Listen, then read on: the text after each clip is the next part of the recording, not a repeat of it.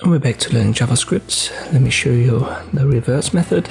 Very easy to use and understand. It simply reverses the order of an array. We've got an array red to yellow. I'll print it out. It's a regular order. If we add the array name, then dot reverse, regular brackets, we now have yellow to red. So it simply inverses the order.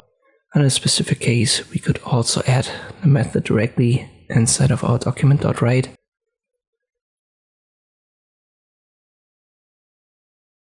And this still runs. On this, I can use the reverse method in JavaScript. I hope this video was helpful. Thank you for watching, and I'll see you next time.